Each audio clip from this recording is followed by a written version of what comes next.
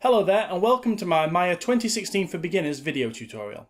By completing this tutorial, you'll be able to go from a complete novice who knows nothing about either Maya nor 3D modelling, and I'll take you through 3D modelling techniques as well as texturing, lighting and rendering, and by the time you're finished, you'll have created the image that you can see on screen. The tutorial will take 2 to 3 hours to complete, and there's a written companion available which you can find by clicking the link below the video. There are 2 versions of this tutorial, and you're currently in the one that is one long video, which contains each step back to back. If you're happy with that, then just hang on a sec and we'll get underway. But if you prefer to go into a playlist where each step is broken down into its own video, then click the link on screen. Okay, let's get stuck in. Okay, so the first thing that we need to do in Maya is to set up a project. And what a project is one folder which contains a lot of other folders that contain all the assets, geometry, textures, etc. for the project that you're working on. And it's really important that you do this properly. Otherwise, once you start rendering later, things can go wrong. So, the first thing you'll need to do is, outside of Maya, just create a folder somewhere. And I'm just going to call this Maya Projects. And I'm just going to leave it on my desktop for now, which will be fine for what we're doing today. And then what I'm going to do is go back into Maya, and I'm going to click on File, and I'm going to go down to the project window and click on that. Okay, this is the project window. The first thing you'll need to do, you'll notice that you can't click where it says default. You need to click on the button that says new, and then you can give your project a name. Now I know that I'm going to create a room, so that's what I'm going to call my project. ROOM. And then you need to choose the location. So I'm going to click on this folder icon, and then I'm going to go to desktop, and there's my Maya projects folder, and I'm going to select that. Now here, you can see it's given a list of all the folders it's going to create and the names it's going to give to them. I'm happy with the defaults. I'm very used to the defaults, so I'm going to leave that as it is and click on accept. There we go, and that's how you create a project in Maya. Now, just to show you what that's done, I'm just going to go into that folder, and you can see I've now got a room folder within that, which is the project folder. And then inside there are all those folders that have been created. So we now have a folder structure set up for the rest of our work. The next thing you'll need to know how to do is how to create a new scene. What a scene is it's the single file that contains all of your geometry and then links out to things such as your texture files. And it's really important that you know how to make them and how to save them. So that's what we'll look at now. So to create a new scene, you can just click on File, New Scene. Dead easy. It'll ask you if you want to save the current scene. There's nothing in it, so we don't. And that's done. So that's really straightforward. It's not something we strictly needed to do, but it's something that you needed to know how to do. The next thing that you need to be able to do is to be able to save a scene. And this is really important. If you don't save your work in Maya and save your work regularly, you will lose it. Guaranteed. Maya is a cruel mistress, and sometimes she wants you to fail. So let's try and avoid that. So to be able to save a scene, what you do is you just click on File and Save Scene As. And you should notice that by default, because we've taken the time to set up the project, it's gone into the desktop Maya Projects Room Scenes folder, which is where your scenes should go.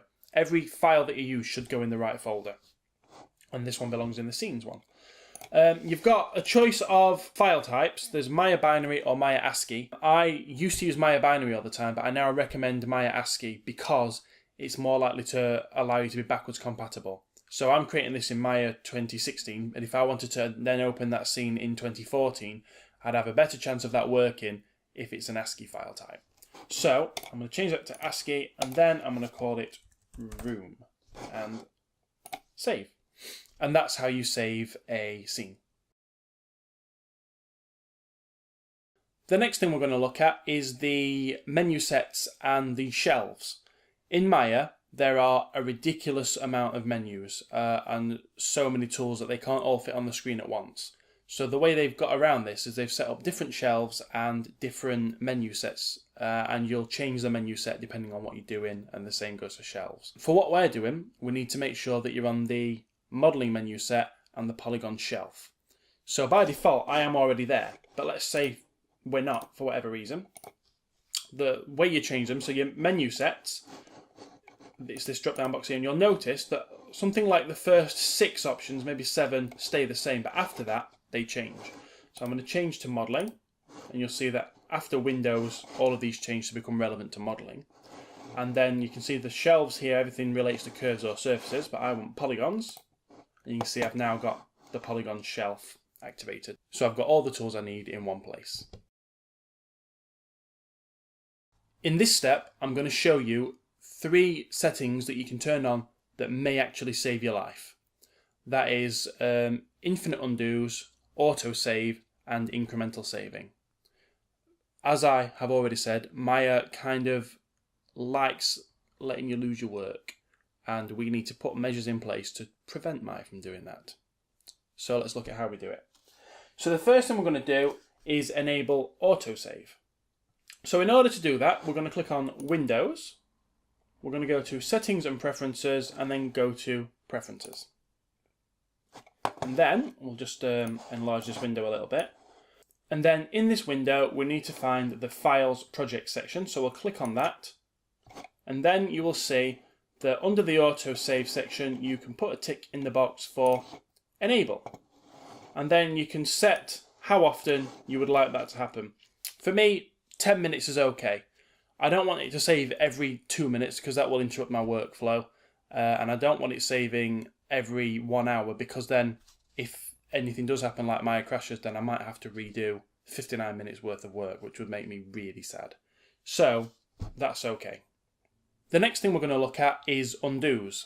By default, Maya only lets you undo 50 actions, which means if you have made a lot of changes, if you've been working on a project for a while, and you need to go back, you've realised that something went wrong at the sort of early stages, and you need to undo to get back to that stage, you might be 100, 200 actions down the line, and you're not going to be able to undo. So that means you're going to have to start again. So the way to give yourself unlimited undos is to scroll down to the undo section, and you'll see that undo is turned on. It should always be turned on. And at the moment, the queue says it's finite, and we can only have 50 actions. That's mental. Unless you're really low on RAM or something, you should never really, I think, have a queue size at all. So we're going to go to infinite. That means that no matter what we do, we can always go back to when we originally opened Maya, press Ctrl and Z, and it'll take you right back to the beginning. Yes. The next thing we're going to turn on is incremental saving, and this really works in tandem with the autosave feature that we turned on earlier. What incremental saving means is that when Maya saves a scene, it gives it a new file name. So we'll start with room, and then the next one will be room 1, then room 2. And what that means is that if you've made a catastrophic error, and it happens a lot, believe me, and you might have done that early on, and then everything you've done since that's built on that has just been wrong because of that mistake you made. If you've just been saving over the same file, you can't go back because you've saved the changes in. But if you know that you made that error in room 4, then you can reopen the room 4 file and then kind of branch off in a different direction. So it's a really, really useful feature. So in order to do that, we're going to click on save because we're done in this preferences window now. So we'll save those preferences. And to turn on incremental saving, that lives in a different area. We click on file, and then you'll see save scene, but to the right of it, there's a little box. Whenever you see one of those little boxes in Maya, that means there's some additional settings are available. And if you click on that, it will open a new window. So we'll do that. Here it is. And you can see that there is now a tick for incremental save. You can limit the amount that it does. I'm not going to do that. If you're short on storage space, then you might want to do that. But I've got plenty of storage space, so I'm just going to let it save as many as it needs. And then I'm just going to click on save and close. That now means that incremental saving is turned on, and I'm less likely to make any mistakes that I can't come back from. Now that Maya's set up for us, in this step we're going to look at actually getting some modelling done. We're going to make something, and we're going to make a room. So what I'm going to do is throughout this tutorial I'm going to show you different ways of doing everything, because the thing about Maya is there are about 20 ways of doing absolutely everything, and you'll find your own preferred way or the way that is fastest for you. And I'm going to introduce you to some different ways. So the first thing we're going to do is create a cube, and we're going to do that from the Create menu. So if we click on Create, you can see that there are lots of options here. We're going to choose Polygon Primitives, and we're going to find cube, but there's a setting I want to change before I create it. So I'm going to go to the options box for cube. And what I want to make sure is that normalization, so that tick box there for normalize, is turned off. And it doesn't actually affect the way the cube works, but what it does is it alters the texture space.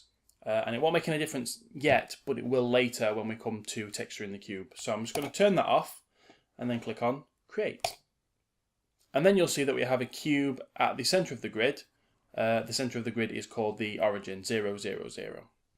You'll see over here on the right of the screen that you've got the channel box layer editor, and that will tell you that you've created a cube. There it is, pcube1, and it'll give you all the sort of statistics, the properties of that cube. So you can see that it's placed at 0, 0, 0. The scale is 1 by 1 by 1, and there are a few other things that we can change as well. When you create your cube, it may or may not look like mine. It's likely to look the same as mine because I've got the default preferences of Maya turned on. But there's every chance that it'll also be in wireframe view. And at this stage, I'd actually prefer to work in wireframe. So at the moment, you can see we've got this shaded view on, so it's like a grey cube. But I want it to look see-through. So there are two ways of doing that. You can either click on this icon here, which is wireframe mode. There you go. Or you can press number 4 on your keyboard, like that. So that's what we're going to do before we move on to the next step, which is resizing the cube. So to resize the cube, we're actually going to work in the channel box for it. And what I'm going to do, because I've got, I'm kind of struggling for screen real estate, there's not a lot of space here, I'm just going to drag this down here just to hide the layers bit. And that reveals this input section, and you'll see Polycube 1. And it's here that I want to change the size and shape of the cube to represent the room I'm creating. So I want a width of 25, and then I'll press enter. A height of 10, and a depth of 25. And that'll give you the basic dimensions of the room that we want to create. The next thing we need to do is rename this cube. By the time you've got a full scene full of assets, you could have hundreds and hundreds of cubes. And if they're all called polycube number, you're never going to be able to find what it is you're looking for. So it's much easier to give every object that you create a descriptive name as you create it, so that down the line, if you need to make alterations or find it, if it's hidden or maybe there are 500 cubes all close together, you'll be able to find it in the outliner. So I'm going to scroll up to the top of my channel box, and you can see where it says pcube1. If I click once on that, it then becomes an editable field, and I can write in there and give it a new name. So I'm just going to call it room and press enter, and that now has a new name. It's really important that when you're renaming something that you remember to press enter, because if you click it, forget to put a name in, and then click somewhere else, it'll keep that as the name of it, and it just gets really mad at you. It won't let you then use that object or even delete it. So make sure you put a name in and press enter, and you'll be good. Promise. What we're going to look at now is how you use the virtual camera in Maya. So what I'm talking about is how you navigate the scene. And to be able to do that, you need a 3-button mouse. Here's my ugly ass 3-button mouse. And you need a keyboard with an Alt key on it. And you use your mouse and your Alt key in combination to be able to move around. So if you hold Alt on your keyboard and click the left mouse button, it'll allow you to do this, which is known as tumbling around. And basically what it does is it makes it look like your object's rotating, but it's actually the camera's rotating around the object. So there's that one. You can also hold Alt and the middle mouse button, and what this does is it dollies side to side. So you're now moving side to side in 3D space. And then the third button, the right mouse button, if you hold that with the Alt button on your keyboard, that will zoom in and out. So you're now moving closer or further away from the object. You can also use the scroll wheel, that little chap there, if you've got one. And you can see that will also zoom in and out, but it kind of does it in fixed increments, which is useful. I use it quite a lot because it's quicker to zoom in and out than having to reach for the keyboard if I'm nowhere near it, but it's not as accurate as the right mouse button. So that's just another option for you. Another thing that's really useful for navigating a scene are a couple of keyboard shortcuts which frame up objects. So let's say that I've lost myself in 3D space, and it does happen when you're still new. So let's say I've accidentally zoomed out too far and I've moved off to the side as well, and now I've no idea where my cube is. If you have it selected, you can just press the F button on your keyboard, like that, and that will frame up what you've got selected. Equally, you can also press the A button on your keyboard, and that stands for frame all, and that'll frame up everything in your scene. Now, because we've only got the cube, when I press it, it'll have exactly the same effect. But if I had 10 cubes in the scene, it would frame all of them so I could see all 10 rather than just showing me the one that I had selected. What we're going to do now is we're going to move this cube so that it's in line with this grid to represent floor height. I'm going to do that using the move tool. As you can see, Maya's got many tools that are on screen at once, but the three that we're interested in at the moment, well, 4. This one here is just the selection tool. And then you've got this chappy here, which is the move tool. Then there's the rotate tool and the scale tool. And right now we want the move tool. So I'm going to click on that little bad boy. And then you can see this manipulator appears. And that shows you can click on these manipulators and then drag to move the cube around. So if I was to drag on this green arrow, that will only move it up and down because I've just clicked on the arrow. If I do the same with the red one, it's only going to move it on the x-axis, and if I move it with this one, it's only moving it on the z-axis.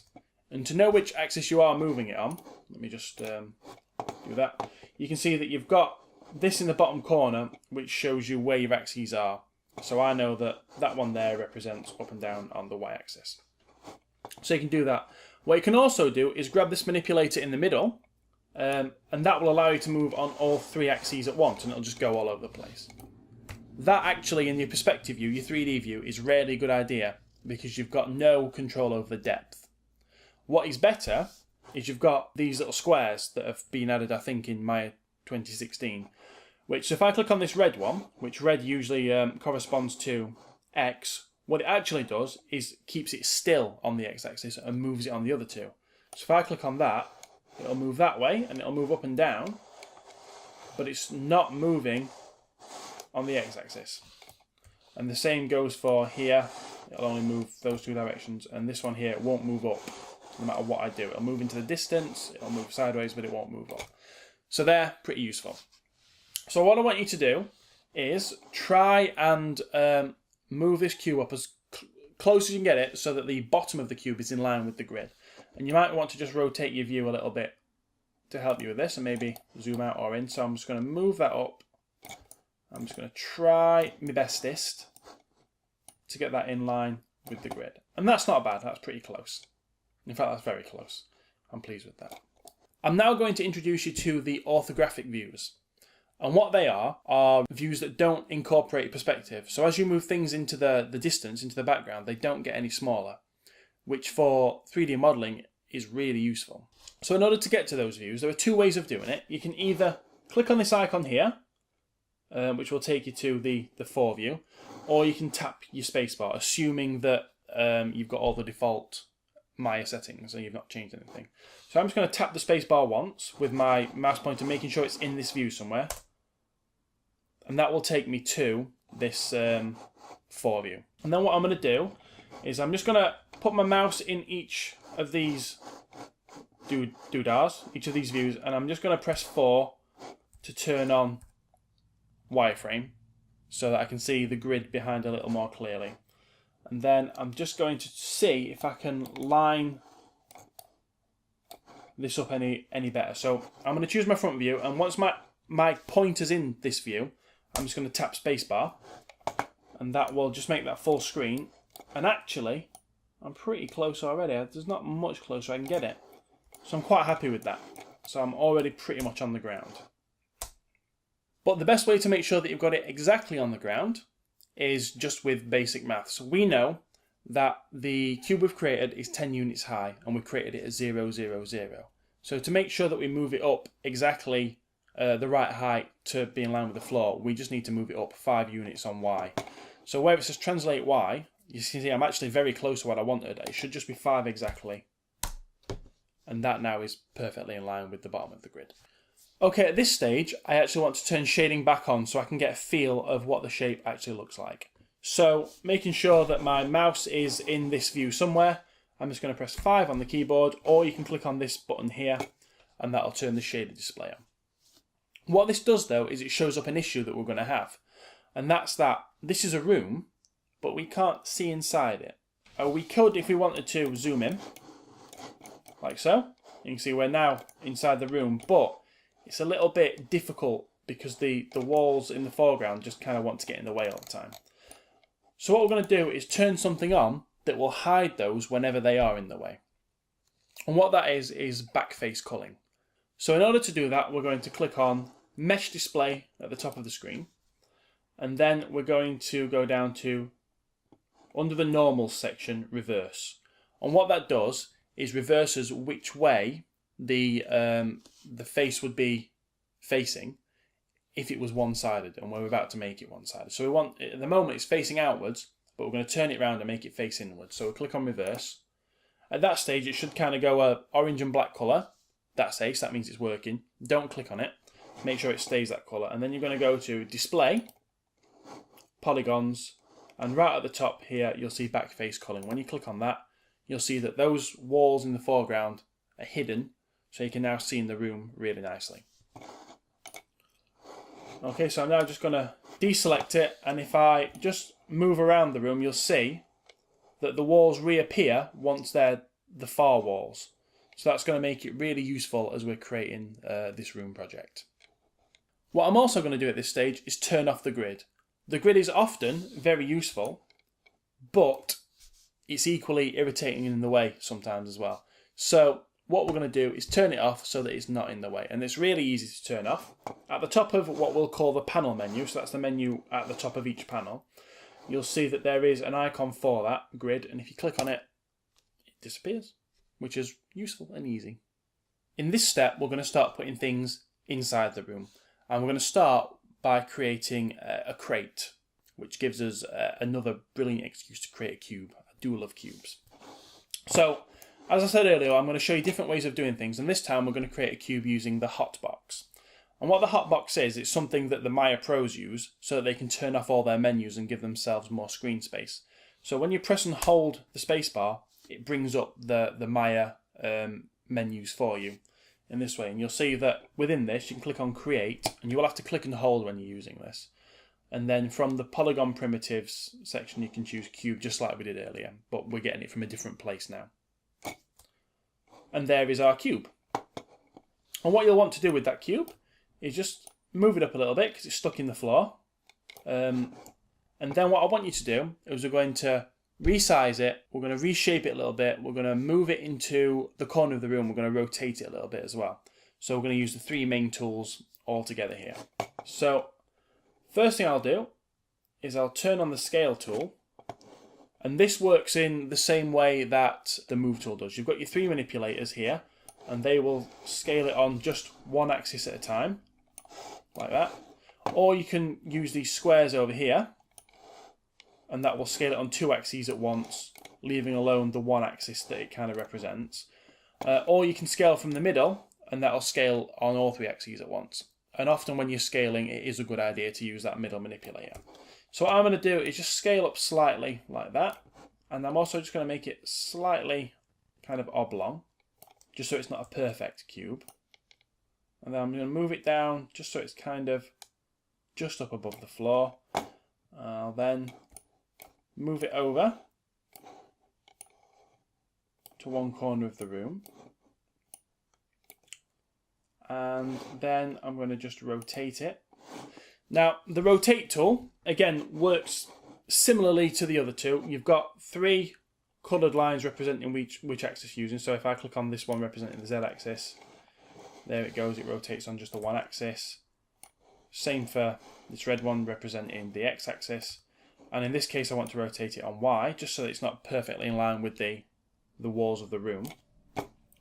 What you can do is you can rotate on this circle here, which will kind of rotate it based on the camera. Or, even worse, is you can click somewhere in between those lines and it'll just rotate on all three axes at once. Which is just awful because you've lost control then. You can't really rotate it in one direction. It could go all over the place. So I don't recommend that you do that. So that's that crate in place. So we've created it, we have resized it, moved it and rotated it. That leaves the last thing to do is renaming it. So we're going to go to pcube1, and I'm just going to call this one crate. And that's that step complete. The next thing we're going to do is create another cube. Now, we could obviously create a new cube like we have done previously, but we're actually creating a second crate this time. So because we've already got one that's roughly the right size, shape and position, it makes more sense to duplicate it rather than create another one from scratch. So that's what we're going to look at now. So I'm just going to turn my rotate tool off and go back to my selection tool. And I'm going to make sure that it is selected. And then, in order to duplicate this cube that I've created, I'm going to go to Edit and down to Duplicate. So when I click on that, it won't look like anything's happened. But you'll see the name of the object is now Crate1 instead of Crate. So what Maya has done is created a new crate, a copy of the first one. It's named it for us, Crate1, and it's selected it for us. So we don't have Crate selected anymore, we have the new one selected. So if I switch to my Move tool, which is this little chappy here, and then I can just move that, and you'll see that I have the original crate and the copy, the duplicate. So now what I'm going to do with that duplicate is I'm going to scale it a little bit. And what I'm using, by the way, are the keyboard shortcuts for switching between these three main tools. The keyboard shortcut for the Move tool is W. The keyboard shortcut for the Rotate tool is E. And the keyboard shortcut for the Scale tool is R.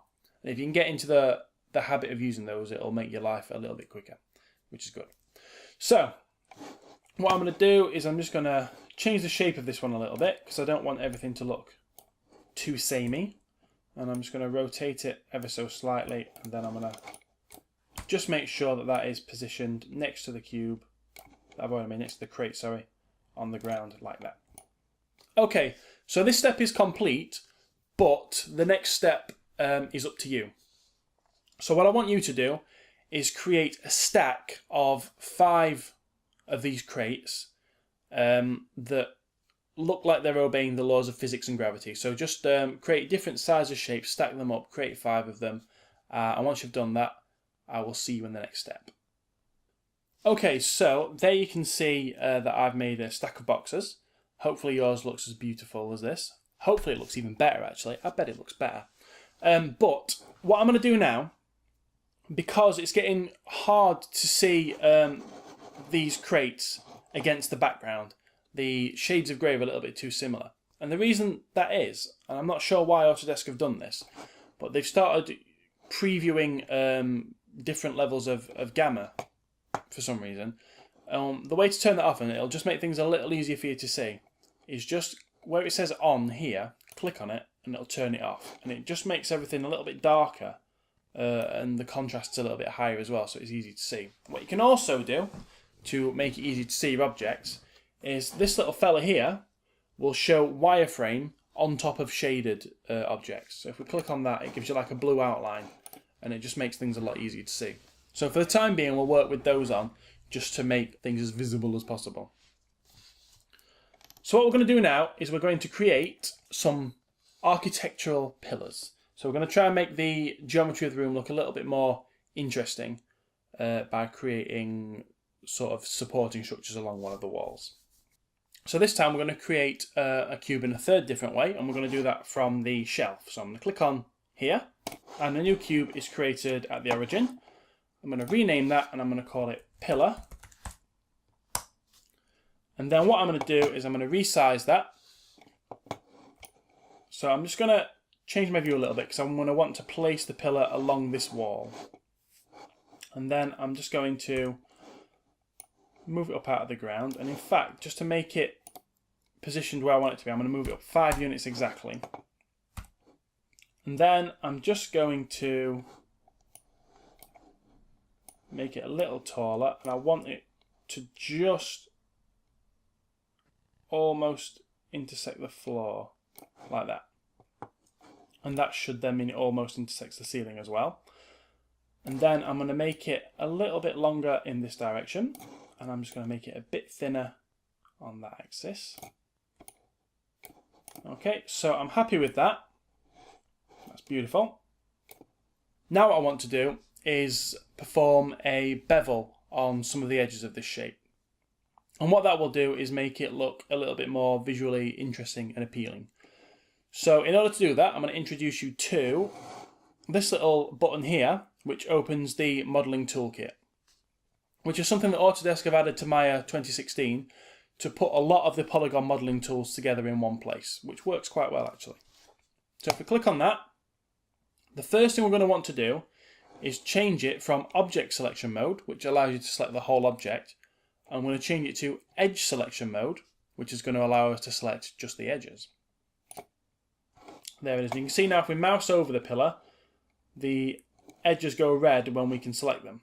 So I'm going to click on this one, and then I'm going to hold shift and click on the second one, and that will select two of them. I'm going to go back to my selection tool, which is Q on the keyboard. So I've now got those two selected, and then I can scroll down in the modelling toolkit, and you'll see there are lots of different tools and operations that you can do.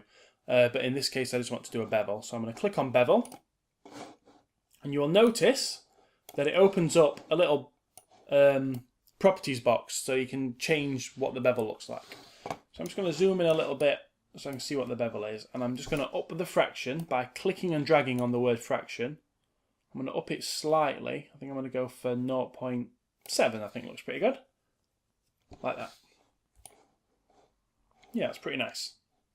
And then, once I'm happy with that, the next thing I'm going to do is I just want to select these edges at the bottom. So there are three edges here that I want to select. That one, I'm going to hold shift and select that one.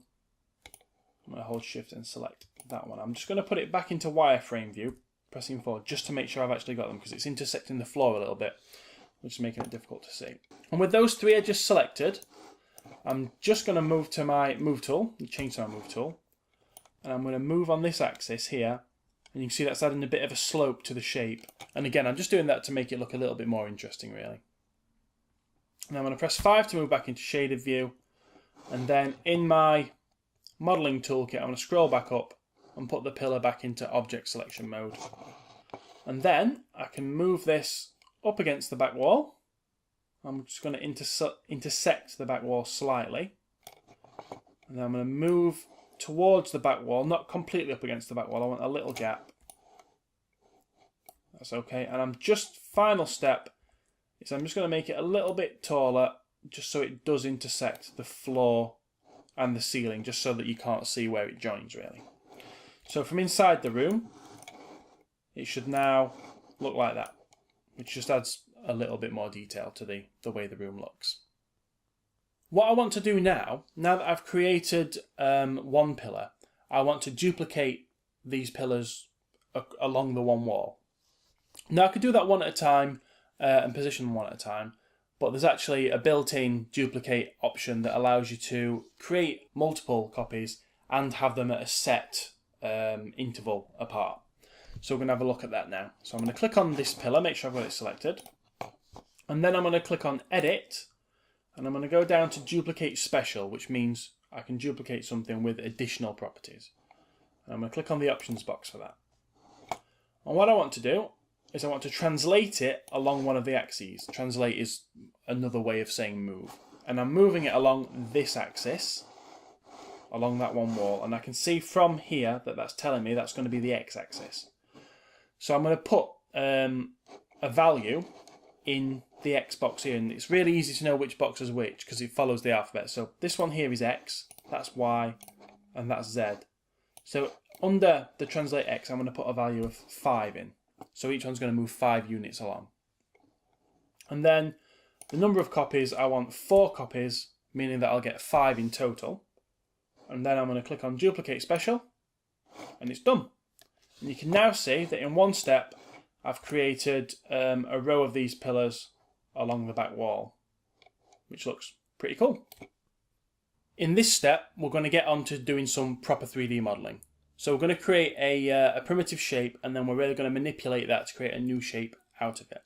And the shape I want to create is kind of a futuristic 3D holographic projector-y type thing.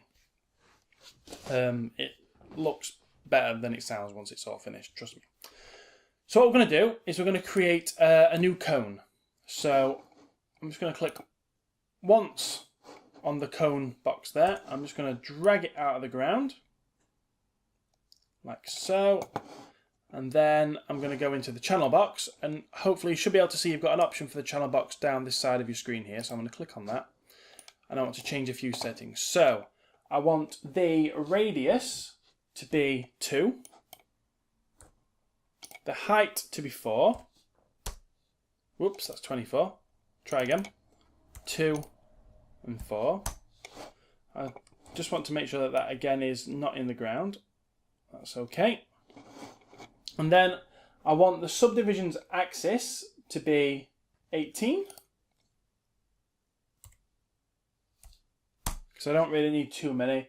And I want the subdivision's height to be 5. And you can see what happens when I'm changing the subdivisions is that changes the number of edges that are there. The more edges you've got, the more detail you can put into a shape. And in this case, because I want to change it in quite a specific way, I know the number of edges that I need. So that's what that's all about. Now what we're going to do is we're going to manipulate the vertices of this shape. And what vertices are they're the points that intersect all the edges. I'm going to move those around to create a very specific shape. So in order to do that, we're going to open the modelling toolkit again. And what I'm also going to do is I'm going to move it into one of the orthographic views. So I'm going to move into my front view. In fact, I'm going to use my side view because it's a little bit cleaner. There's not, you see, there's a pillar behind it in this view. So click on that, and when I've got it selected, I'm going to press F so that it fills my screen, which makes sense. And then I'm going to click on this one here, which will put it into vertex selection mode, which will allow me to select just the verts. There we go. Now, in order to do this, to keep it neat, I'm going to work on this shape in rows. You can work on single vertices at a time. That would be one vertex at a time. But I'm going to work in rows because I know exactly what I'm going for. So I'm going to click and drag on this row here, which is the second row up. So it's not the row right on the floor, it's the second row up. And all I want to do with this row is move it up to about there. So you can see it goes up and then this line comes in slightly. And then the next row up, which would be this row, I'm happy with the position and the size of that. So I'm going to leave that one alone. But the next row up, again, you can see I'm dragging a box to select all of them. Oh, continue. I'm going to move this row down to about the same again. So you can see that line's now consistent. But what I'm then going to do is using my scale tool, and this is important as well, I'm going to use this middle manipulator to bring that back out. And you can see the edge here is now somewhere in between these two. What I do want to show you though, and I'll just do it with the 4-view one, is that if I drag from the middle, everything stays nice and circular, which is what I want. But if I was dragging from this axis here, it's going the wrong shape. It's not saying circular or cylindrical or circular. So you need to be really careful when you're doing this to just drag from the middle manipulator when you want to do that. So I'm just going to get that to be the shape that I want. I'm then going to select the next row up. I'm going to use my move tool to just pull that down again. And I'm going to try and keep about the same distance as I've been using. And then I'm going to open this out a little bit because I'm actually trying to create a bit of a hollow inside this shape. And then in order to make it hollow, the last step I need to do is select this one point at the top, this one vertex at the top, and I'm going to move that down so that it sits in the middle of the shape. And you should be creating something that looks like that. And then when you look at it in your perspective view, you'll have this kind of shape, which is exactly what we're looking for. So well done you, that's some proper 3D modelling there. You really have come on quite a long way. Before we finish with this projector for the time being, I just want to do one more thing to it, and that's to create some new faces that we'll use to be a control panel for it later. So in order to do this, what we're going to do is put the projector into face selection mode. So we've done vertex selection and edge selection. We're now going to do face selection, which allows you can see to select particular faces. And what I like to do is just select any two faces that are together. So click on one, then shift select to click on another. And this time we're going to create an extrude. And what an extrusion does is it creates new faces.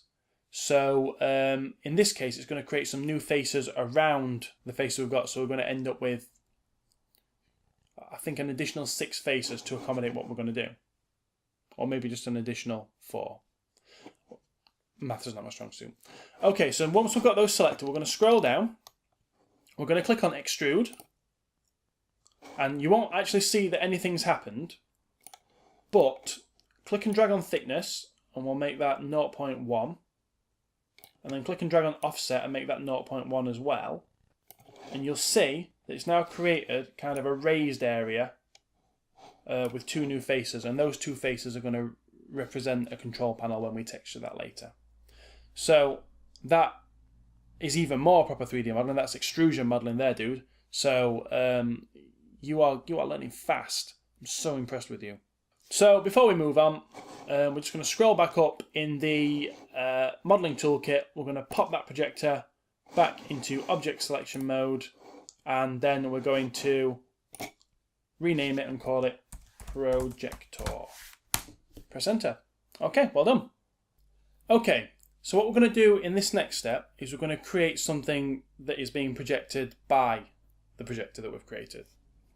But in order to do that, to make life a little bit easier, what we're going to do is hide what we've created so far so that it's not in the way. There are many different ways of doing this, but the way we're going to go with is to put it into a layer and hide the layer. For 2 reasons. 1, it's quite neat, and 2, it's a good way to show you what layers are. So the first thing we're going to do is select everything in the scene. Again, there are multiple ways of doing this. You could just shift click everything like this, 1, 2, 3, 4, etc. Or you can go to select and select all, or you can press Control, Shift and A, and that will select all. So you just need to make sure you've got all the geometry in your scene selected. And then, if you can't see it, if you did what I did and you dragged down earlier, we're just going to drag up, and we need to bring the layers thing back. Layers box, yeah. And what we're going to do is we're going to click on layers, and we're going to create a layer from selected. And everything we've selected then goes into a new layer. I'm going to click twice on that, and that will let me rename it. So I'm going to call it room layer. You can't put spaces in this. You can put an underscore in, but for some reason when you're making a layer, you can't put space in. And I'm going to click on save. And now, there's a little V here, and whenever you click on that, that will hide it. So that's the room out of the way for the time being. And what I'm also going to do now is turn the grid back on, because we're going to use that to position a solar system that is going to be projected by the projector. So we'll turn the grid back on, and then we're ready for the next step. Okay, so now we need to start creating the solar system. So we're going to start with some spheres, and they're going to represent the sun and some planets, and then we're going to add a moon and a ring. So first thing we're going to do is create a new sphere, like so. And you may notice this box comes up because Maya's currently gone to the last tool selected. So I'm just going to get rid of that by clicking on that little chappy there. And I'm going to rename this sun. And then I'm going to scale this down to being 0.5 on every axis. Now there are, again, lots of different ways you can do this. But what I'm going to do is I'm going to click on Scale X, and I'm going to click and drag down to Scale Z, and it'll select all 3 of those attributes at once. So if I do it on the actual number, I'll click and drag down. So you can see now they're all selected. If I put 0.5 in, which is the size that I want this to be, it's actually made all 3 of those 0.5, which is another way of just scaling something in a uniform way. So I've done that. What I also want to do, I'm just going to hide my layers thingy for a minute. I've got subdivisions axis and subdivisions height. Now this is actually going to be a really small part of the scene, so at the moment I've got a lot of polygons for this. I don't really need that many. So I'm going to just knock this down to 12 by 12. In fact, I'll just put that back. So if it's 20 by 20, you can see it's quite a high resolution shape. And if I make it 12 by 12, it drops the number of faces, but it'll still serve our needs very well. What I'm also going to do at this stage is just turn off the wireframe on shaded, because I want to be able to demonstrate that this actually now looks quite blocky. And we're going to look at how you make it look smoother in the next step.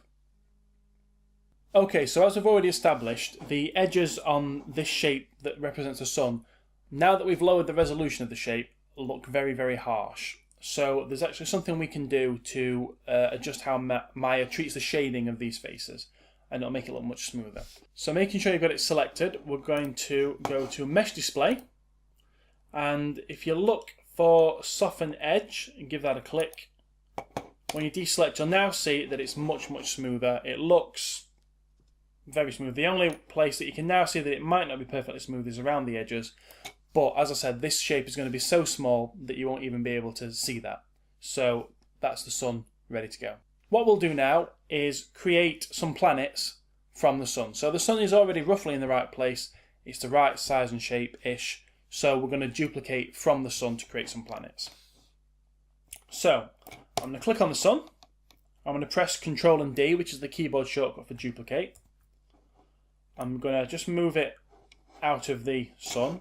I'm going to rename it Planet. Make sure I press Enter. And then I'm going to scale this down to 0.1. And I'm just going to move it so it's about 2 units away from the sun. So you can see the sun is much bigger than the planet, which is as it should be. What you need to do now is create 3 more planets by duplicating the first planet, make them different sizes, and move them along on the x-axis. Don't move them on any other axis, just the x-axis, so they're all in a perfect line, because what we're actually doing is setting these up for animation later as well. So it's important at this stage that they're positioned correctly. So that's what you need to do now. Make sure you've got 3 more planets using duplicate and scale. Okay, we're now going to create a moon for one of the planets, and we're going to create a ring for another. So I'm going to start by working on this first planet, and I'm going to just press F to frame that up. I'm going to duplicate it, and then I'm going to move the new one out. I'm going to call it Moon. And then I'm going to scale that down so that it's really small. It should be something like 0.02, like that. I'm just going to make that look like it's in orbit of that planet there. Okay, so that's the moon done. Nice and straightforward. The ring is actually going to start off as a torus, which is this little chappy here that looks an awful lot like a donut. So I'm going to click on that. There it is. And then we need to make some changes. So the section radius needs to be 0.2. So we're working under the inputs here, like so. And what that does is just makes it kind of like a thinner tube. The height on the y-axis, so scale y, needs to also be 0.2. And you can see if we were making a ring for the sun, that would already be perfect. But we're not, we're making it for one of the planets. So what I need to do now is position it around one of the planets, and I'm going to choose this one. And there are lots of different ways again that you could position this, but I want to make sure that this ring is exactly positioned around this planet. So the way to do that is to look what the values are for translate X, and I can see they're 4.955. So I'm going to click on that and I'm going to copy it. In fact, I'll just remember it, 4.955. And then I'm going to click on the ring. I'm going to put in 4.955 and then press enter. And now I know that that is perfectly positioned around the planet that it should be. All I need to do then is scale it uniformly until it looks like it is the right scale, which I'm happy with that. That's beautiful. And then I'll rename that ring. Okay, in the next step, we're going to put this into a hierarchy so that it's ready for animation. Okay, so in this step, what we're now going to do is we're going to create a hierarchy. So we're going to make all of these planets belong to the sun so that whenever we move the sun, everything else will go with it. And it'll also be set up perfectly for animation when we get to that. So what I'm going to do is I'm going to go to Windows and Outliner. And what the Outliner is it's a little window that lists everything in your scene. So you can see all the geometry we've created so far is listed. If you've forgotten to name anything, name it now. But there you can see, there's my sun, there's the planets, etc. And what I need to do is make this planet, so the first planet, belong to the sun. So again, there are multiple ways of doing this. The first way is by using the middle mouse button, that one, and I'm going to click and drag with that the planet onto the sun and then let go. And you can see a little plus symbol appears, and when I click on that, you can see that there is now a relationship there. The planet belongs to the sun. So whenever I now click on the sun, it also selects the planet, which is very useful. Okay, I'm now going to parent planet 1 to the sun. So I'm going to click on it. So I'm just showing you a different way of doing it now. And now I'm going to shift click, the sun. And now I'm going to press P on the keyboard. And P is the keyboard shortcut for parent. And you can see that now planet and planet 1 both belong to the sun. And now what I want you to do is parent all the planets to the sun. And then parent the ring to the planet that belongs to, and the moon to the planet that belongs to, so that your hierarchy is set up so that it looks like mine will in a second. Okay, so when you're finished, this here is what your hierarchy should look like. And again, like I said, whenever you now select your sun, it should select everything else, which makes moving this solar system as a whole so much easier. And the reason that happens is through something called inheritance. And what that means is that the child objects will always do what the parent object does in relation to the parent object. So you don't need to follow this, but I'll show you what I mean. So if I was to scale the sun, you'll see that all the planets scale too. But they don't just scale on the spot, they actually scale in relation to the sun. So the distance between the planets is shrinking as well. So it's almost like they're one object, which is really useful. The same happens if you rotate. You can see that they all rotate, but they're rotating around the parent object. So they're rotating around the sun. And the same happens with moving as well, which is going to be useful for when we move those planets next. Okay, all that is left for us to do with this solar system now is to select it and position it over the projector to make it look like it is being projected out in a holographic, beautiful way. So, we can close the outliner for the time being. I'm then going to bring back my layers thingy. Now at this stage, make sure your solar system is already selected, because when we bring back the room, the solar system is just going to be kind of right in the middle of everything, and it'll be difficult to select. So make sure it's already selected. Click here, which is where the V will go to bring back the room and the projector. I'm going to switch to my move tool, and I'm just going to pull that solar system up out of the floor.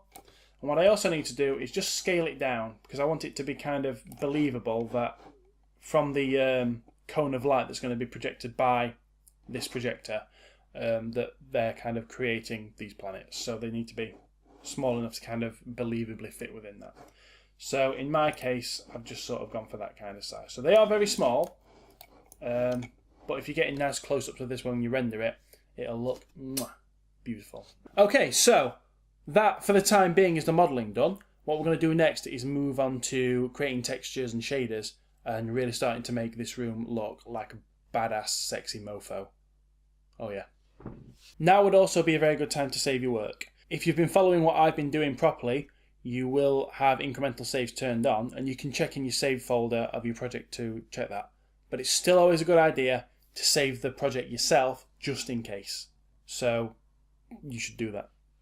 Okay, so things are starting to get a little bit interesting and exciting now. We're going to move on to texturing. Now, in order to create textures, we need to use another tool within Maya, which is called the Hypershade. And we need to open that up. So the Hypershade has been revamped a little bit. So if you are an older Maya user, it'll look a little bit different. It freaked me out when I first used it, but I feel I'm alright with it now. Now, there are two ways of opening this up, obviously. So you can click on this little chappy here, which is just the quick way of getting to it, or you can click on Windows and Rendering Editors, and Hypershade is in there. So I'm going to open that up, and hopefully, because I've reset the defaults in Maya, it should just show me a default Hypershade, which it has. So I'm just going to maximize this. And as with anything in Maya, it's a good idea to get it set up so that it's how you want it to be before you start working in it. And what I want is a little viewport so I can actually see my scene within the Hypershade, because it's a bit of a pain in the bottom if you can't see what you're actually texturing. So in order to do that, you can click on Window, and I would like to open up a viewport. And you can see it opens up a very, very small viewport. But as you can see, that viewport actually shows you your scene, Aces. What you can also do with that is you can drop it into your UI somewhere. You can see as I'm moving it around, it's saying, oh, you can stick it here. Oh, no, put it here. Yeah, which is really good. And I like it to be here. So I'm just going to click and drag, and then I'm going to release when it's going to go there, which is lovely. And then I'm just going to drag some of the windows around a touch just to make that viewport a little bit bigger and manageable. Okay. And then, just whilst your mouse is in that window, press 5 to turn on hardware shading. And now you've got a good idea of what you're applying your textures to. Okay, so this is your Hypershade. You can see that we've got the viewport in there. There's a material viewer here. And what this is, it's a shape that previews what material is going to look like when you apply it. So it starts with this weird shader ball thing, which is actually quite good because it shows you lots of different surfaces on one shape. But you could also look what it's going to look like on cloth. You can look what it's going to look like on a teapot, if you're into teapots. You might also look what it looks like if it was on a water type splash. But I'm always quite happy with the shader ball. You've got the property editor here, which once you've created a new material, that's where you change the appearance of it. This is your workspace. So this is where all the sort of advanced linking of materials happens.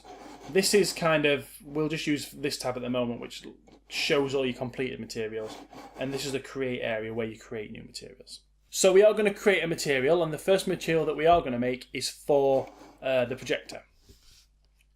So I'm going to have a look in my create panel. I'm going to go to surface, and what I would like is a new blin. And what a blin is it contains properties such as shine. Well, it'll let you make it shiny, reflective, etc. The kind of opposite to that is a Lambert. We have a Lambert 1 assigned to everything already. And that is like a matte texture. So if you think of a painted wall, that would be like Lambert 1. One thing to keep in mind as well is never ever edit Lambert 1. Because if I was to make this green, everything in the scene would now go green. Because that is the default texture that is already applied. So you should try and leave that alone if you can. So I'm going to create a new blin. Like so. And what I'm going to do with this blin is I'm going to rename it, and I'm going to call it Projector M. And the reason I put the M on is just so that I know that that represents a material. Like that. What I'm then going to do is I'm going to change the colour of this material. So in my property editor, you can see that there's colour here. Now there's the slider, so I could just make it either black or white. Or I can click on the actual colour rectangle here, which I'm told is called a swatch, and I can choose a colour. Now I quite like a really deep blue. I think that looks quite nice. Yeah, so I'm going to choose that kind of colour. And again, you can preview what that looks like on different materials just to get an idea of how that's going to come out. But I'll keep it on the shader ball. The next thing I'm going to do is change how this reacts to light. What I want this to look like when it's assigned is kind of a glossy plastic look that Apple seemed to favour in the late 90s, early 2000s. So I'm going to try and replicate that as sort of really shiny plastic. So the first thing I'm going to do is change the specular colour. I'm going to make that a much lighter grey. And that should make, if you can only just really see it changing, but it makes the highlights a little bit brighter. So I'm going to go quite towards the right hand side on that. I'm also going to change the eccentricity to 0.1, and you should notice when you press enter that the highlights, where it looks like the light's being reflected, gets a lot more focused. There you go. So it's now a lot more sort of shiny looking. It looks more polished. I'm also going to change the specular roll-off to 0.85, and that'll just make those highlights become a little bit stronger when I press enter. There we go. And the last thing I'm going to do is change the reflectivity to 0.3. Now you won't actually see an effect of this in your material preview, but when we start rendering later, it will just mean that this will reflect objects off it, but the reflections won't be too strong because we don't want it to look like a mirror. So I'm just going to change that to 0.3. Okay, now that that material is complete, we're going to assign it to the projector geometry. Now, of course, there are multiple ways of doing this, but the first way we're going to do is just by dragging it on. So here you can see there is our projector material, and here is our projector. So in order to assign that material to it, I'm going to, using my middle mouse button, click on the projector, and then I'm going to drag over the projector here, and I'm going to release. And then you will see that that material is now assigned, and if we move around, we can see how that works, where all the sort of reflections of the light are going to go. So yeah, really nice. I'm happy with that. What we're going to do next is create a material for the sun. So the first thing we're going to do, you may have noticed, if I just press A with my mouse in here, you may have noticed that something was created in here when we created the projector material. And this actually represents how that material is being made. When we create the sun material, it will also put something in here, and it'll just put it on top of the projector stuff. So it's always a good idea before you make a new material to just clear your work area. And to do that, it's just this icon here. Give it a click. Oh, it won't ask you to save. That's just bad timing. Give it a click, and now you've got a clean work area. It doesn't really matter for what we're doing at the moment, but as your materials get more complex, it can get quite messy. So, good idea to start with a clean one. I'm also going to create a new material. So this time I want a Lambert because I don't want my sun to reflect anything. So I'm going to create a new Lambert, and I'm going to call it Sun M. Press enter. And the colour of this, I would like to be a nice bright yellow, so I'm just going to click on that yellow there. And I'm going to add incandescence to this, which is kind of the low lights of it. And when we sort of do this later, it's going to create a really nice glow. So you want a dark yellowy orange sort of colour. So I'm going to bring in some nice orange there, and I'm just going to make it a little bit more kind of a burnt orange sort of look. Maybe a bit more into the red spectrum. Yeah. So that is now my sun material. And I'm going to assign that to the sun. So I'm just going to frame up the sun in the work area. And I'm going to assign the material in a different way this time. So I'm making sure that I've got the sun selected. Then I'm going over to the sun material. I'm going to right click and hold on that. And you'll see a radial menu appears. And at the top of that is assign material to selection. So I'm going to release, and you'll see that that texture is now applied. It will also apply that to all the planets. Don't worry about that. That's supposed to happen because of the hierarchy we set up. And we will texture over that later. Okay, we're now going to create a material for the pillar. But this is going to be a little bit more complex than the two materials we made so far, because we're going to fade quite a textured look down at the bottom of the pillar into a flat colour at the top. So it's going to take a little bit more work. So for that reason, it's very important that we clear the work area first. We're going to create a new Lambert. So I'll create a new Lambert material. I'm going to call it Pillar M. Making sure that I rename things very carefully. And instead of just changing the colour, we're actually going to create a connection to a different type of node. So if I click on this little checker box here, it will open up the Create Render Node window. There it is. And what I would like to connect to this is a ramp. So I'm going to click on ramp there. And in my property editor, I will get the properties for this ramp that I've set up. And you can see at the moment, it's creating a shader that fades from black through to white. Okay, so what I'm going to do is I'm going to click on this dot here, which allows me to select the white colour in this ramp. And I just want to change that colour. I'm going to use the slider down to quite a dark grey. Like that. So I'm happy with that. That's a nice dark grey. And then, because I want this dark grey to take up most of the texture on the pillar, I'm just going to move this dot about 3/4 of the way along. Maybe about 2/3 of the way. And you can see now most of this texture is going to be this grey colour with a little bit of the other colour at the other side. Okay, so as it stands, we've got a texture that fades from black to dark grey, which is okay, and it's more complicated than the texture that we previously created. But we can do a little bit more with it. So I'm going to click on this black dot, and you can see now I'm working on the black colour of this ramp.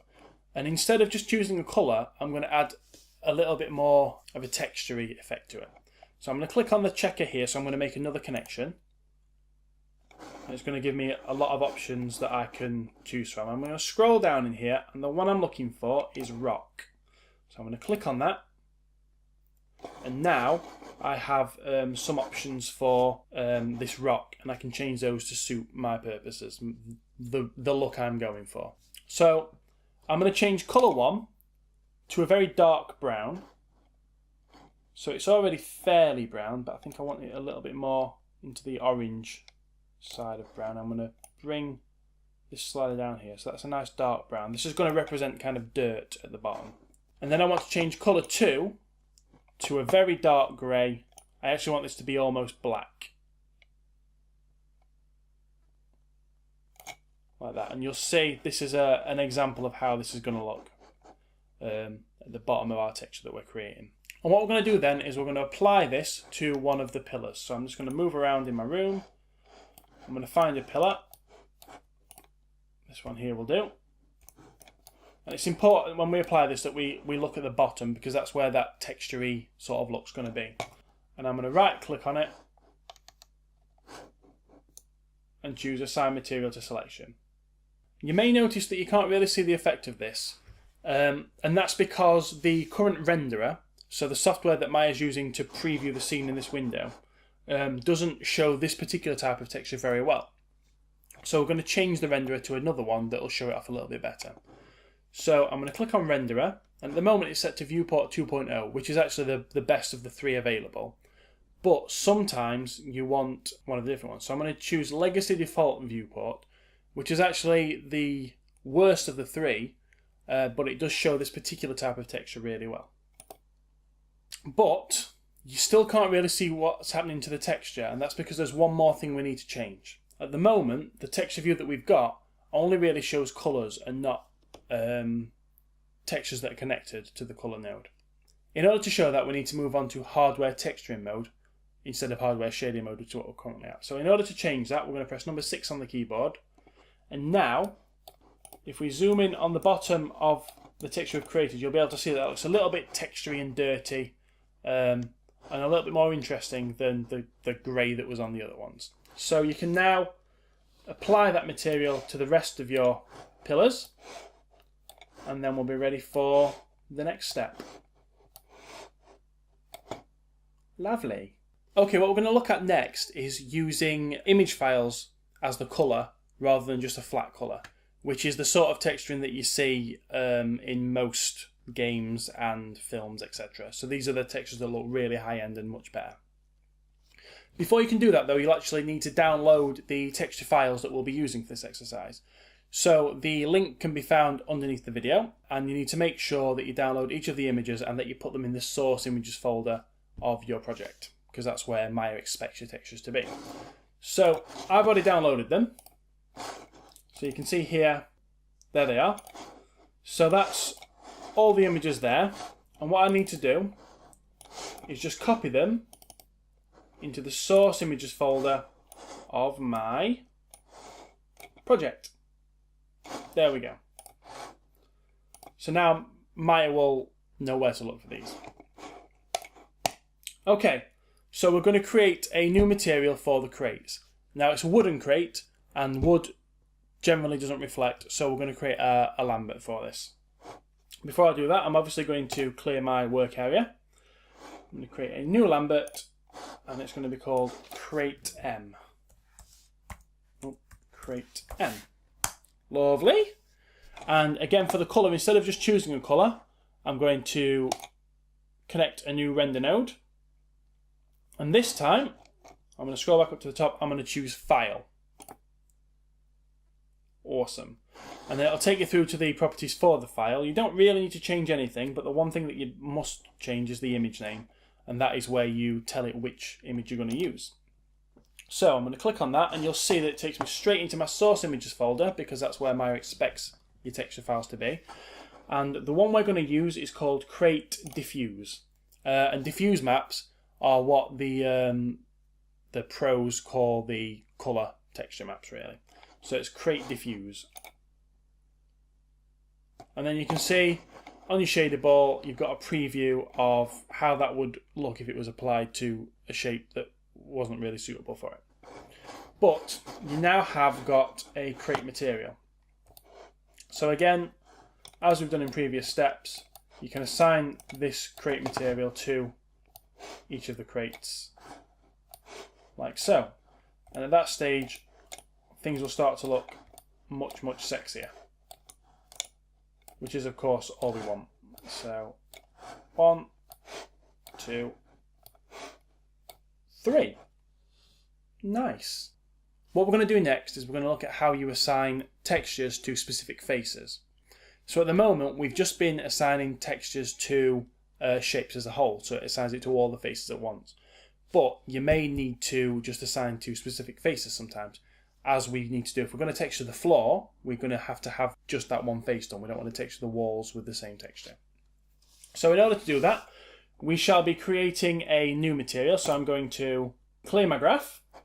I don't want my floor to be reflective, so I'm going to have a new Lambert. I'm going to name that floor M. And I'm going to, in the same way that we've just done for the crate, I'm going to click on this checker pattern button. I'm going to choose File. And then for the image name, I'm going to choose Floor Diffuse. There it is. So it's just a kind of metallic panel looking thing. I'm going to click on Open there. And then it's all about how we apply this. Okay, so we need to put this into face selection mode. Now, we could complicate things by going back into the modelling toolkit for this, but there is an easy enough way to do it. If we just right click and hold on it, you'll see that a context menu pops up and we can put it into face mode from here.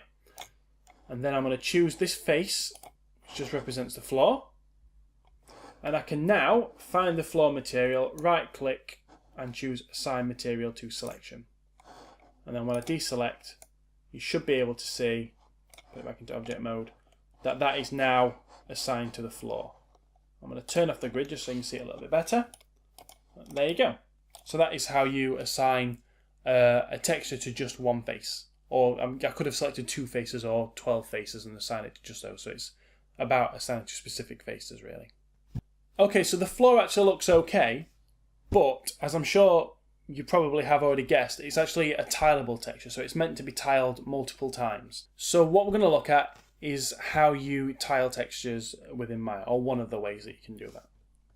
So I'm assuming that you can still see your floor material within your work area, and you can see there are lots of nodes. Now, oddly, Maya puts these on top of each other to begin with, which is a bit of a pain in the arse. But you're looking for this out UV. And this actually deals with, there it is, you can see Place 2D Texture 3. It's the placement node that we're looking for. If you click on that, it'll bring up the placement properties for the material. And we're actually looking for Repeat UV. And that's how many times it repeats in each direction. So if we just make this 2x2, for instance, you can see that that's now been tiled twice in each direction, so we've got 4 tiles in total. And I think what I'm looking for in this scene is I'm going to tile it 10 times in each direction, and that'll kind of make it look quite high resolution, like that. So that is how you go about tiling textures. So once you've done that, we'll move on to the next step, which is adding the control panel texture to the 2 faces on the projector. So the next step is to texture the control panel on the projector. So the first thing we need to do is create the material for it. So it's the same process we've been working through time and time again. So it's clear the work area. This time I'm going to create a new blin because I want the control panel to look like it's kind of a shiny glass monitor. So I'm going to leave reflectivity alone on this one. So I'm going to click on the checker box next to color, choose File, and then under image name, I'm going to choose Control Panel Diffuse, like so. And then that's the material made. Then what I've got to do is just find those 2 faces that I created earlier. So again, I'm going to have to put the projector into face mode, and then I'm going to click on one face and then shift click the other so that they're both selected. And then I can right click. Oh, hang on, before I do that, let me rename it. So I'm just going to call this I'll call it monitor M. Okay, so I just have to select my faces again now. And then I'm going to assign this material to selection. Okay, so what you're going to notice at this stage is that the texture has been assigned, but that it doesn't fit. Now, with Maya, there are, again, a multitude of ways that you could fix that. But I'm just going to choose the simplest for this stage because this is a beginner's course, really. So making sure that you've still got those two faces selected, we're just going to minimize the hypershade for a moment. If you can't see your texture in this view, just press number 6. Oh, there it is. And then what I'm going to do is, whilst those two faces are selected, I'm going to click on UV, and I'm going to use Contour Stretch, which is a new, you can see it's got the green right, and it's a new option for this year. But what it does, it tries to fit the material as accurately as possible based on the faces you've got selected. So I give that a click and then go back into object mode. You can see that that actually now fits really nicely, which is what we're looking for. So we've now got that completed. Lovely. All that's left to do now on the texturing is to complete the scene. You've no doubt noticed that there are a lot of other texture files within the source images folder that you've downloaded. So what you need to do now is just create those materials and assign them to the right materials. You will need to tile the material for the wall, but you'll only need to do that, I think it's on the U direction, not on the V, or vice versa. So give that a go, and then once you've completed that step, we will move on to lighting and putting some nice render effects in the scene. Once you've got everything textured, you can close the Hypershade window, because in the next step, we won't be using it. Okay, so once you've got all the objects in your room textured, it should look something like this. So if we just have a quick look around mine, I'll just up the lighting a little bit so you can have a good look.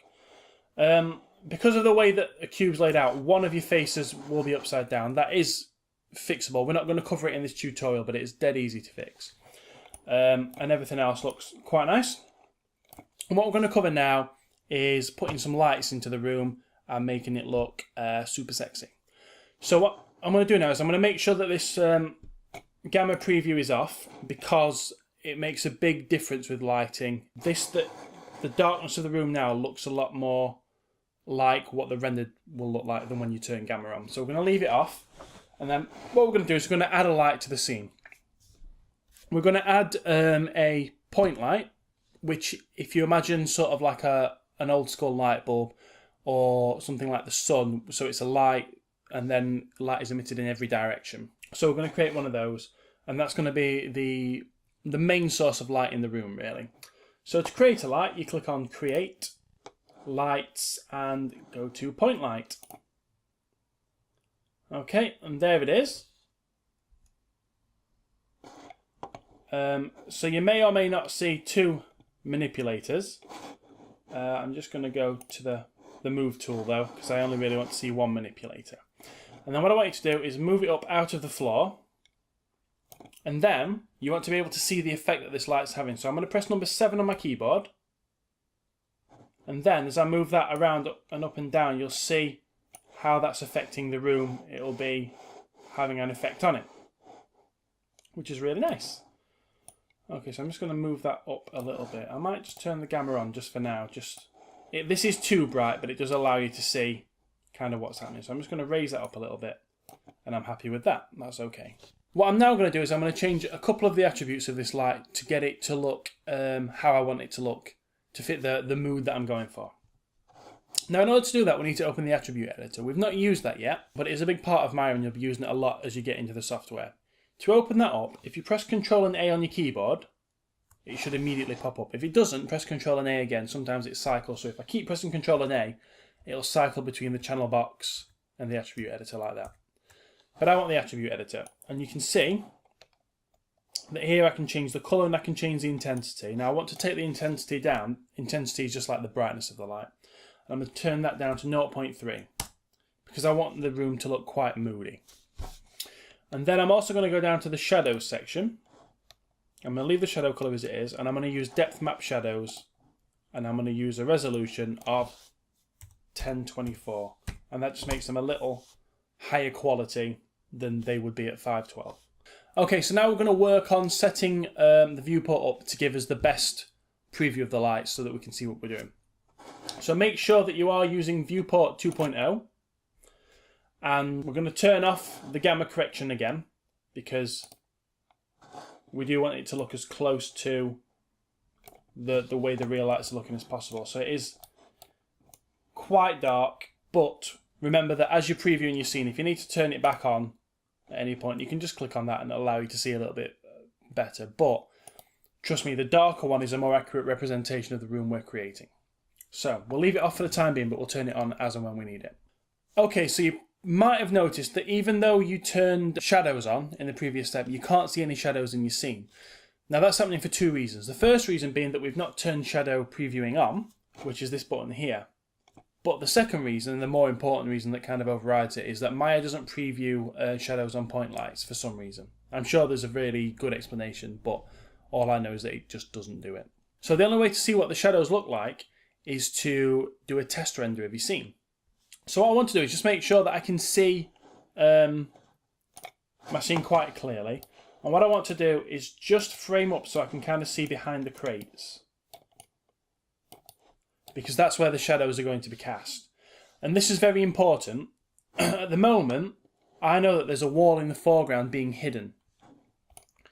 And I need to make sure that I am inside the boundaries of the wall, because if I do a test render on the outside of the wall, I won't be able to see anything. Because although we can see through the walls in the preview, it doesn't work like that when you render and it will put them back. So you need to make sure you're within the room. If everything renders completely black, it just means that you need to move your camera a little bit closer in, that's all.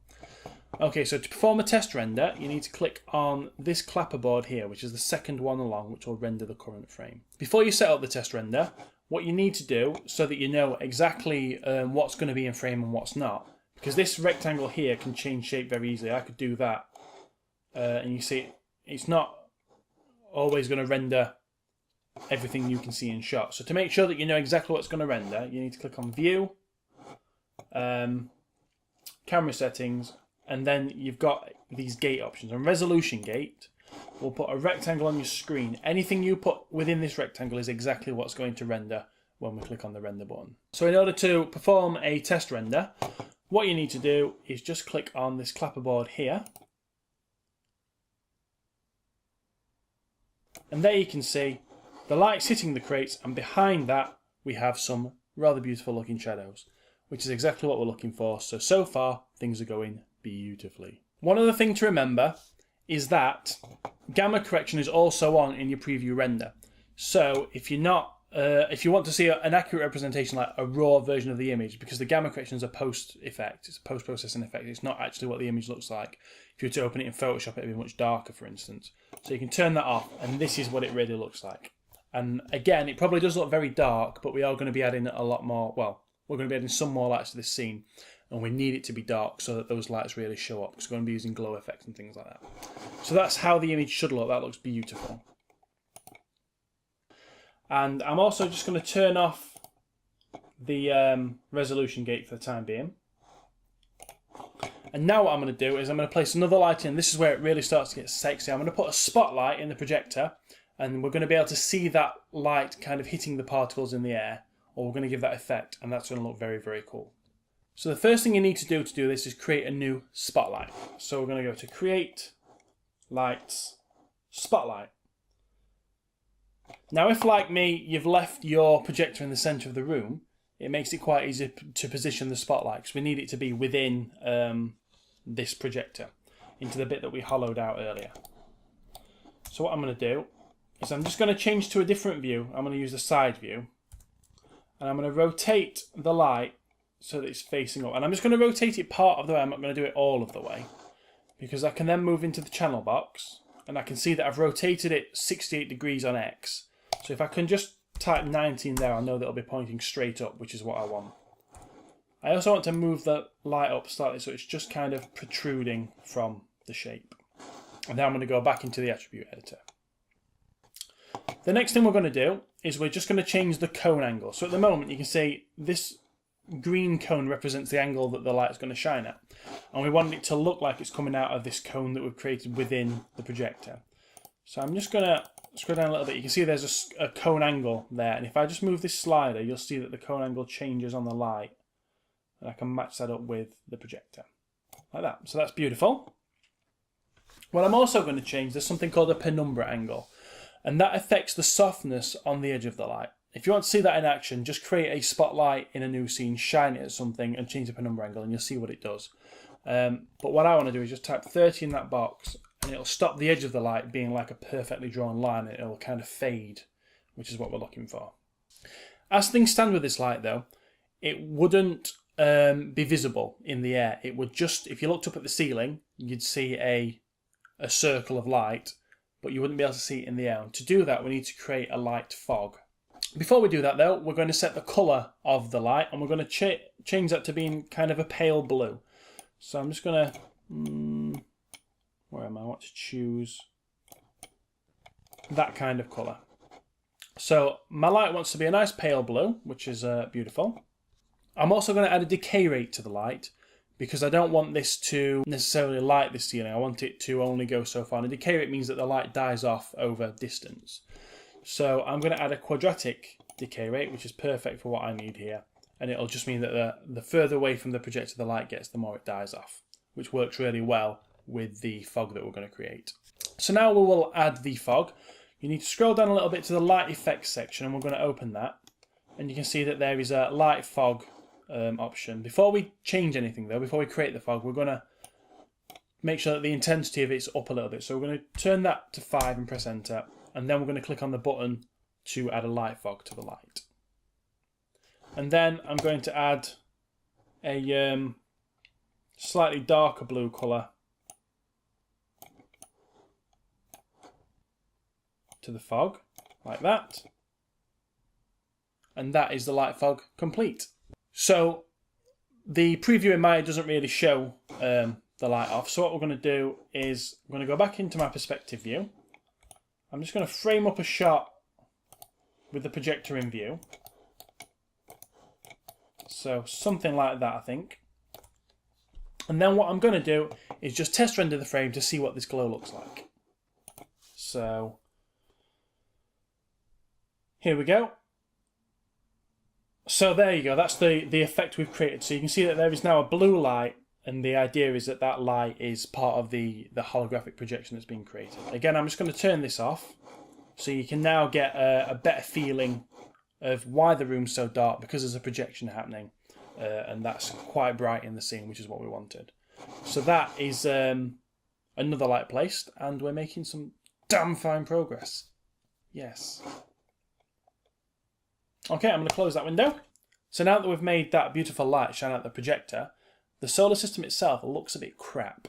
So we're going to add some effects to that to make that look better as well.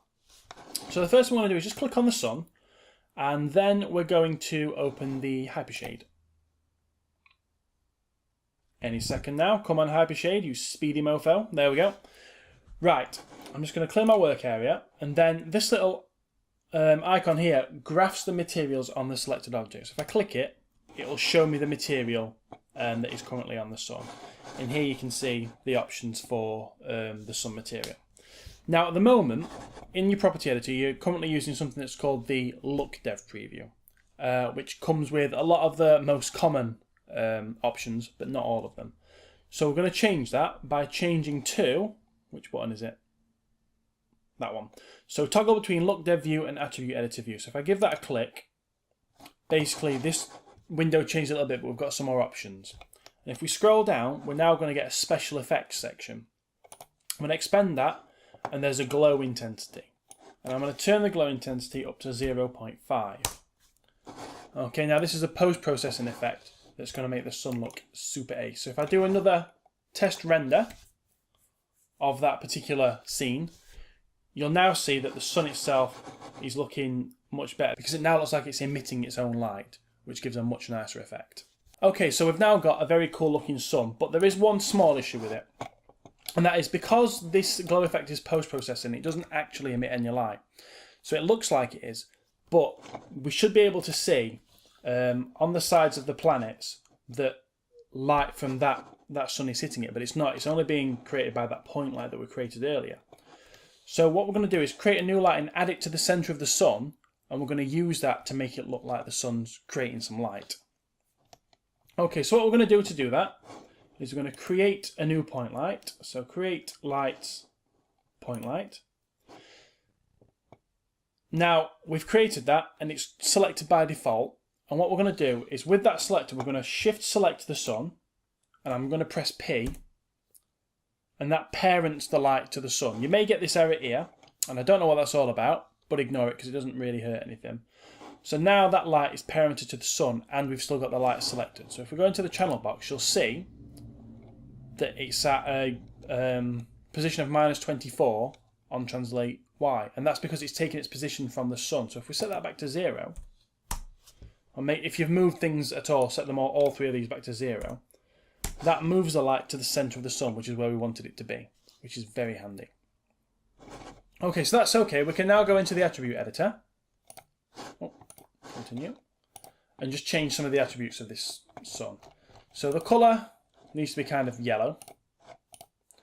We need an intensity of about 2.5, which will seem very bright, but that's because there's no decay rate on it yet. We'll add a quadratic decay rate. And now, if you zoom in on the planets, you can see that that light is just hitting the size of the planets, which is really good.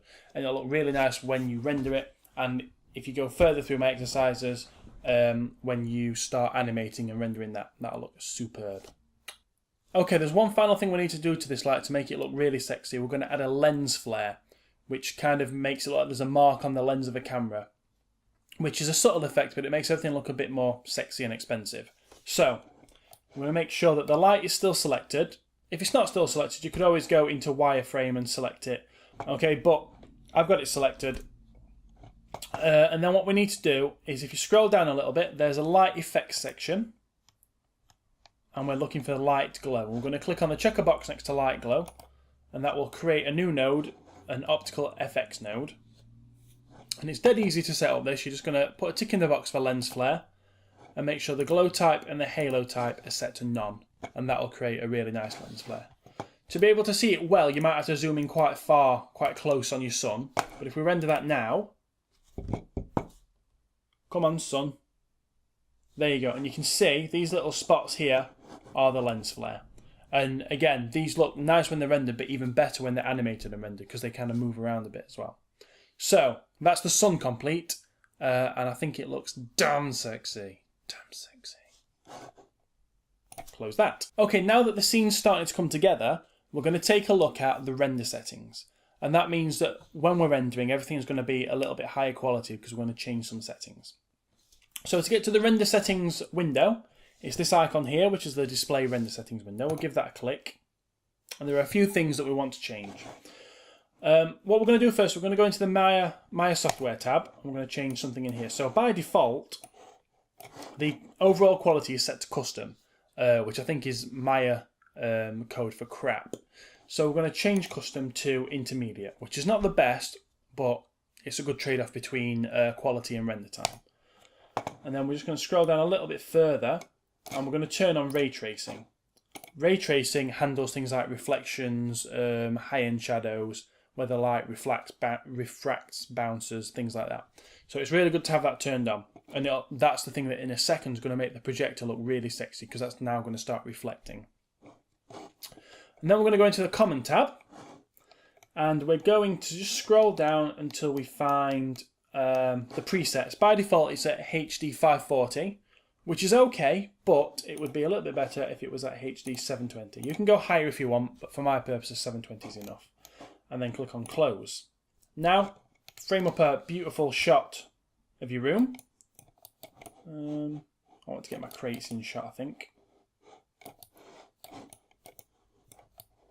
So I'll try something like that. Do a test render and see what it looks like. So you should notice straight away that the window is a lot bigger, but also that it's taking much longer to render. And that's because it's doing a lot more complicated stuff with it. It's working a lot more out. And straight away, you can see that the reflection on the projector is working. It's actually a little bit over the top.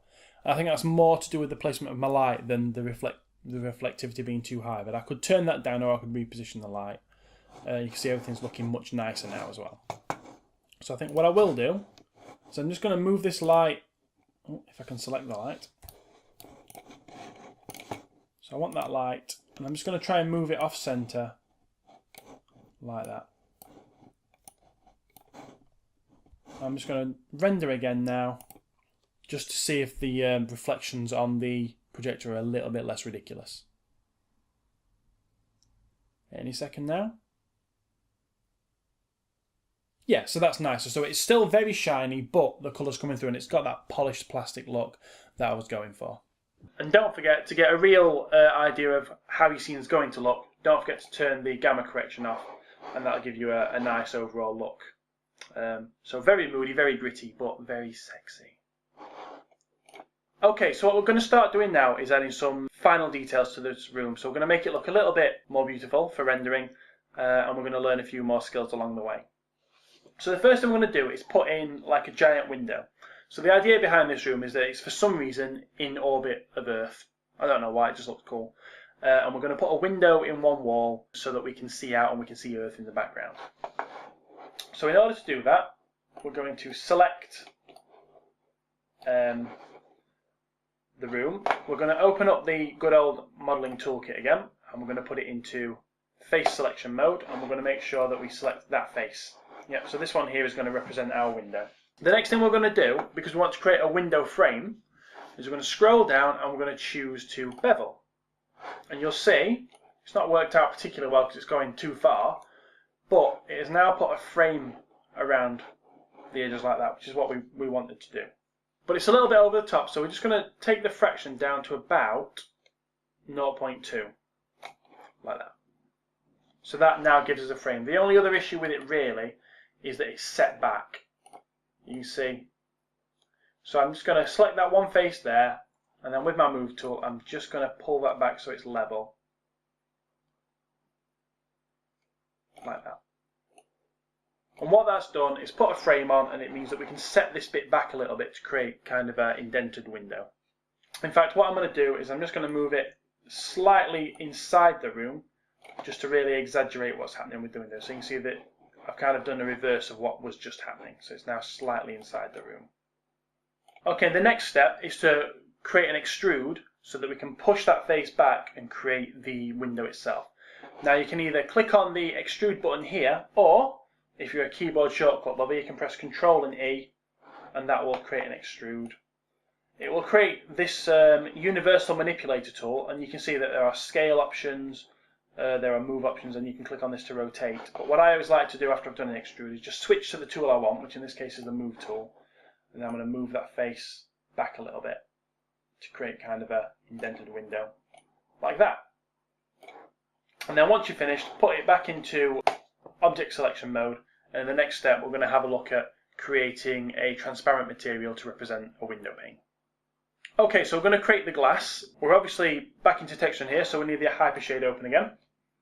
And we're going to create a new material. So clear the work area, and we're going to create a blin, because this is going to be reflective and shiny. I'm going to call it Glass M. And then I am going to give it a colour. I'm going to give it a tinge of kind of blue. So kind of a cartoony feel to window. But you're not going to be able to see it because I'm going to take the transparency almost down to the right. So you can see this is kind of the effect that it gives. So it's quite see-through.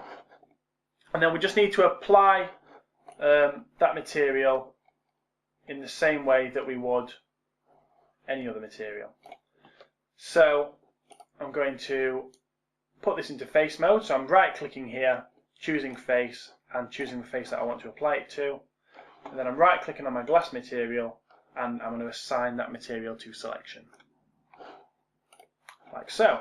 Now that creates a really cool glass material. So for the time being, we can close the Hypershade again. And if you want to, you can create a quick test render of your scene with the glass in place to see what sort of effect that's having. You won't be able to see much because there's nothing outside of the window yet to see, but you should be able to see that it's black and that there are reflections on it. So there you go, that's my glass. At the moment, it just looks kind of like a mirror, but once we put something outside the window that is lit, it will look very cool. Okay, so now we've got the window, we need to have something outside of the window so we can look at it. So we're going to create kind of a big earth. So in order to do this, we're going to create a sphere. We're going to move it outside the room. We're going to make it super big. Move it a bit further away from the room like that. And that's kind of it for this step. I might just move it slightly over so that we can see just one side of it like that. Maybe move it down a little bit as well. So I'm just thinking about when I'm looking through the window, what am I going to be able to see, what's going to look interesting. So I'm quite happy with that. So in the next step, we need to think about texturing this. So we're going to texture the earth now. We've already created an earth texture, which is on the projection of the earth, which is there, very small. And we could just reuse that, but we're actually going to do something a little bit more high-end to this one. So that kind of means that we can't use the original shader that we've created, but we don't want to start from scratch. So what we'll do is we'll create a duplicate of the original earth shader, and we will then make changes to that one. So we'll leave the original alone. Before I do that though, I have just forgotten to do something. I need to rename the sphere I created. I'm going to call it Big Planet, like that. And then I need my Hypershade open.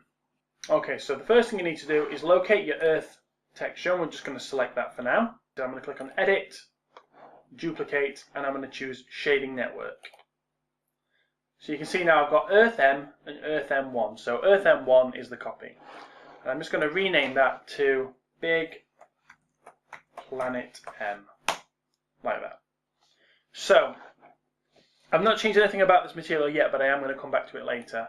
And I'm just going to assign the Big Planet M to the Earth. There it is. So that's looking kind of cool. Now what we need to do is light the planet. So if we look in this scene at the moment, you can see that the planet is, it looks like it's lit. But once we render it, you can't really see it because our lights have got decay rates on them. So what we're going to do is we're going to create a new light just to light the Earth from one side to look like it's kind of being lit by the sun. So it's Create Lights Spotlight. And now I'm going to put my Move tool on. And I'm going to move this light out here so that it's lighting the side of the planet. Okay, and what I want to do is I'm just going to rotate this around slightly. But I'm going to have to increase the cone angle, so I'm into the attribute editor now, so that it kind of covers the whole planet. And we want to be careful here to make sure you only get the planet. If you go too far, it's going to start hitting your room. You can see that's now hitting my room. So I need to make sure I don't go too far. I'm just trying to hit only the planet. And I'm going to turn up the penumbra angle as well, just to keep it soft if I can. So now, when we go inside the room, and we look through that window, we should be able to see that the planet is being lit from one side. So it hopefully kind of looks like it's maybe just becoming morning somewhere in the world. So when this finally finishes rendering, there we go. That's the effect we're going for. So you can see the Earth is being lit from one side and it looks quite nice. So I'm happy with that. We'll move on to the next step. So the next step is to add a little bit more detail to the shader for the big planet. And that's really going to make this look really, really cool. It's also going to introduce you to bump maps. So, because we're working on the shader, we're going to go back into the Hypershade.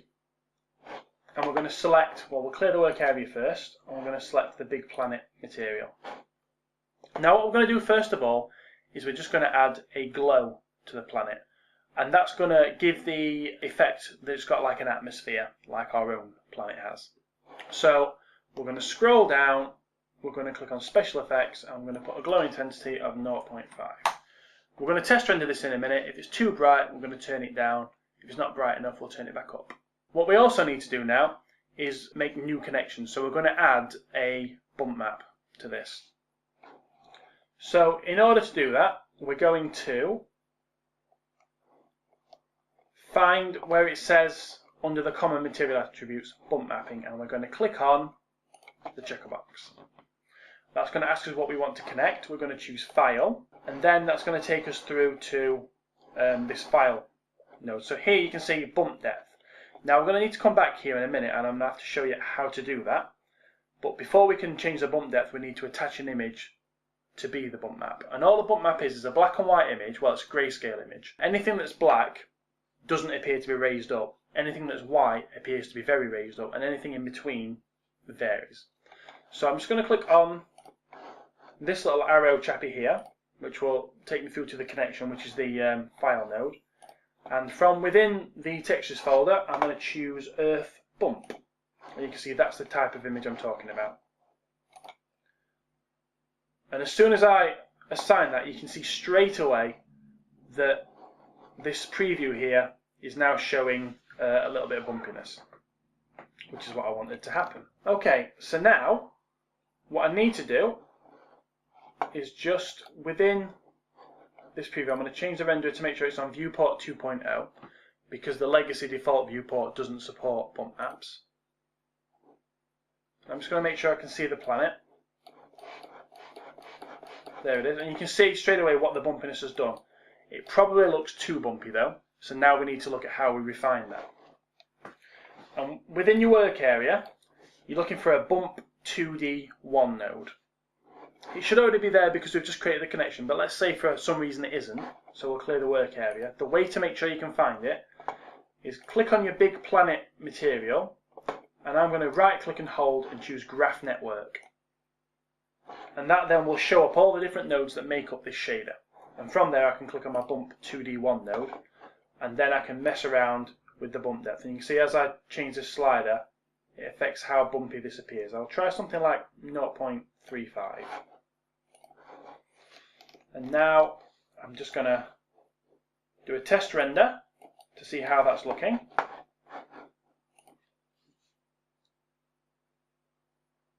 And there's the result. So I can see that the glow intensity is probably a little bit too high, so I think I'm going to knock that down to 0.2.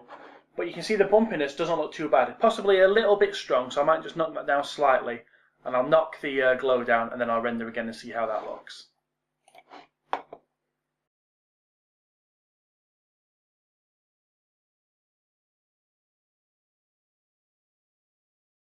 Okay, so the glow is possibly still a little bit strong, but I'm happy enough with it. And I'm happy enough with the way that the bump map looks as well. So that brings us to the end of my introduction to Maya 2016 tutorial. Following on from this, there will be my introduction to animation in Maya 2016 tutorial. So if you click the link or follow the link below to move on to that, it uses this exact same project. So it takes where you are now and we move on to animating cameras within the room, animating the planets. So it very much builds on this, but it is also its own thing. So keep that in mind. If you have found this particular tutorial useful, then I highly recommend subscribing to my YouTube channel. The link is on screen.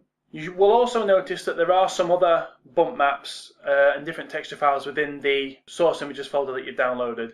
So if you want to apply those, for instance, the bump map on the crate looks quite nice, then you should do that as well, just to continue building on your skills.